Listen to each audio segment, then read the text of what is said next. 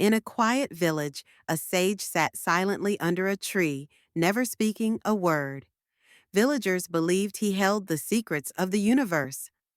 One day, a curious traveler approached him, asking, "O wise one, what is the meaning of life?"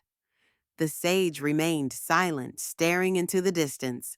The traveler, puzzled, asked again, "Please share your wisdom." Suddenly, the sage sneezed loudly, startling everyone.